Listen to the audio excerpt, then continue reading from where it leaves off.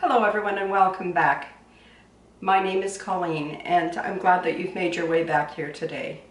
I am going to work on something today that hopefully will help you with your summer entertaining or just quick meals for yourself and your family.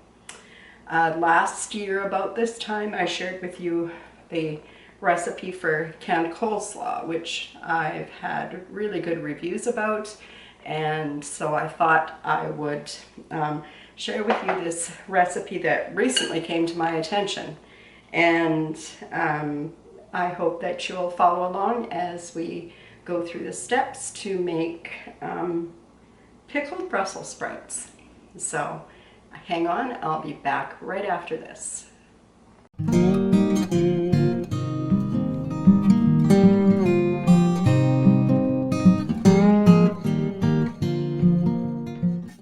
So the recipe was given to me, was sent to me in a messenger message by my daughter-in-law, and she is one of the people in our family who really appreciates Brussels sprouts.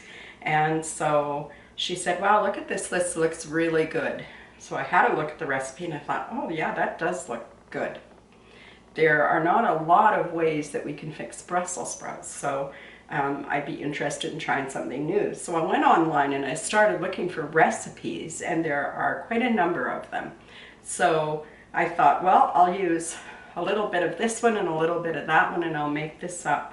I think these are going to be delicious, and so I know that you would be able to chop these pickled Brussels sprouts up and maybe put them into a salad or a potato salad maybe, and that you could just serve them as a side or put them on a tray with your other vegetables if you were just having a veggie side tray. And I think that you could find all sorts of great uses for these, and that it would add to the things that you could pull quickly out of the cupboard to put together a quick meal in the summertime when it's hot and you don't want to heat the whole house up. So I'm not even sure what the weight of this is. I went to the grocery store, I bought a bag full of Brussels sprouts, I brought them home, and I measured them out into the canning jars. So first, I took the Brussels sprouts and I just cut the ends off, the old end, and cleaned off any of the leaves that were loose, that didn't look good. Made sure they were cleaned quite well and that they're all cut to about the same size. There was this one little fellow who was really small, so I just left him that way because I think it'll be fine. And then I measured them into the jars so that I would know how many jars I needed to get ready, and that was 4. And the rest of them that were left, we ate for dinner tonight. I just put them on a sheet tray and baked them in the oven, and we had them for dinner. So first step in this process is to blanch these for about 3 to 4 minutes in a pot of boiling water. And so I'll do that. I'll get that started, and then I will be right back. I've got these Brussels sprouts all blanched, and I'm just going to pour them into the strainer in the sink and let them cool a little bit while I work on the brine that's going to go on the pickle. So I've got 2 cups of white vinegar and 4 cups of water in here, and I'm just going to run my finger through it. And I think that's got enough vinegar in it. And I'm going to add to this mixture 2.5 tablespoons of salt. Now pick out a good salt.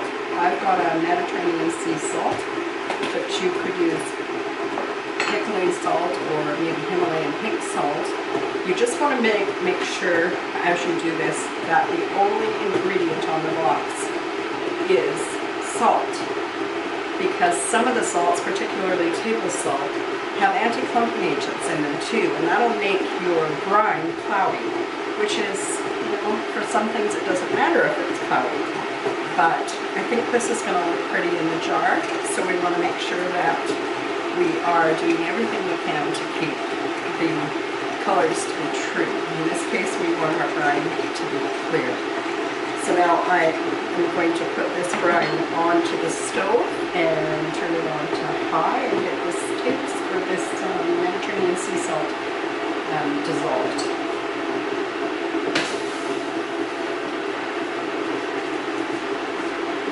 Now while that's going, I'm going to prepare my jars.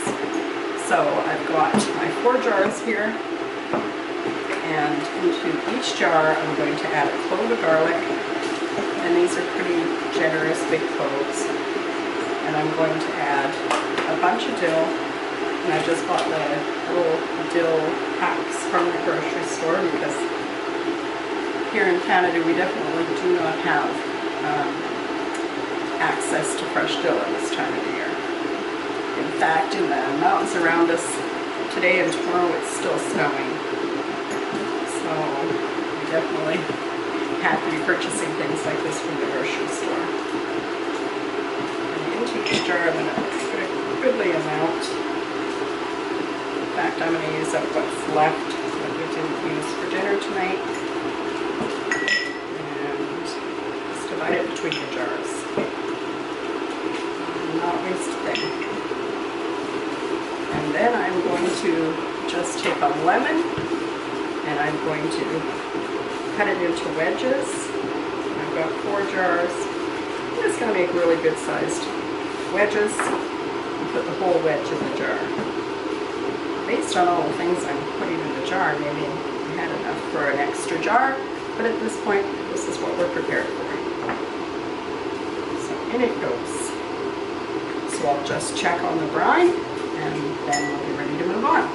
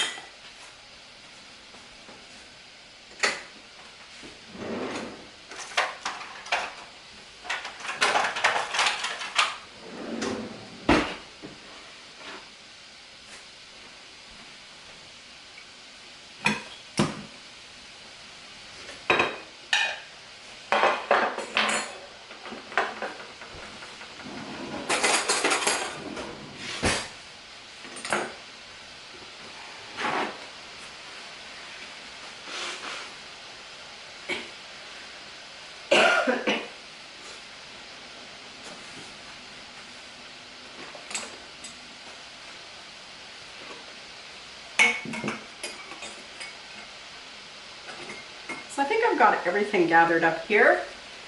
Today I'm going to be canning with the Forjars seals, which I've really come to appreciate. This company has been as good as their word. I've had 100% success rate with the seals from this company. They're really well made.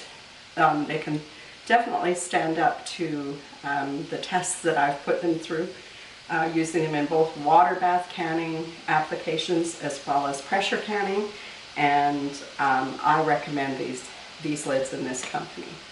The shipping was really fast, and the lids have proven to be of a very good quality. If you are interested in purchasing some of these lids to try out yourself, you can definitely do that. There is a link, I'll put it in the description box below where the recipe is, and if you follow that link, you'll get 10% off your first order, and I'll get a little something out of it too. So I have everything ready here. I'm just going to pack the Brussels sprouts into the jars. And you definitely want to have left them long enough for them to cool off, because they stay really hot for quite some time.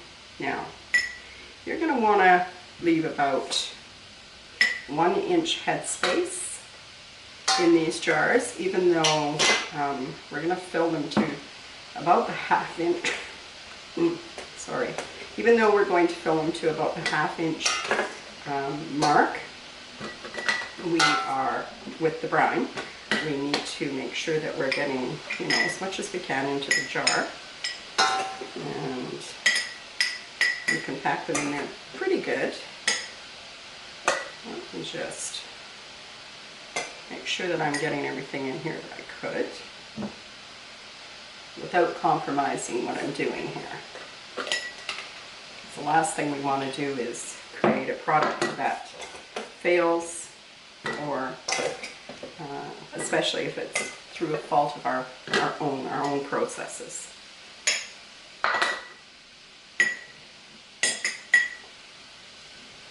There we go. One more.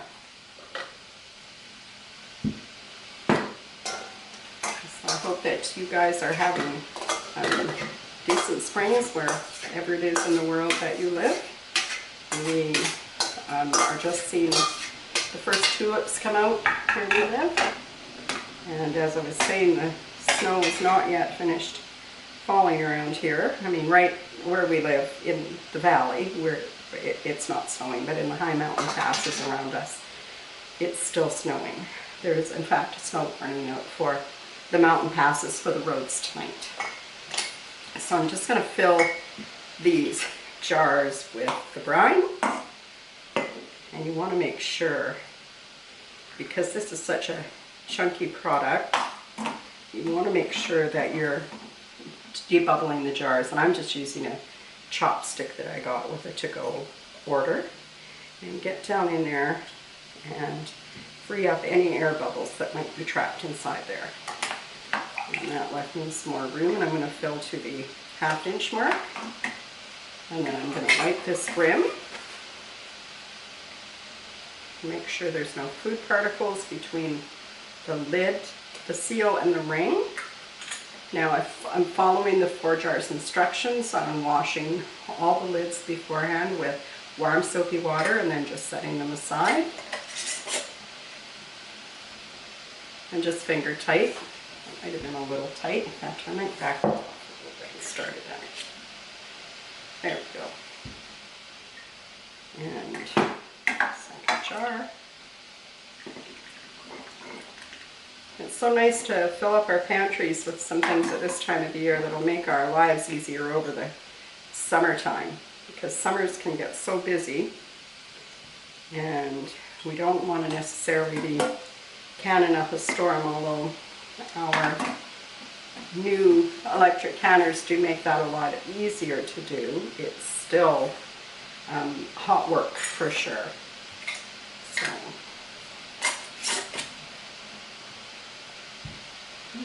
I've done that one too tight too.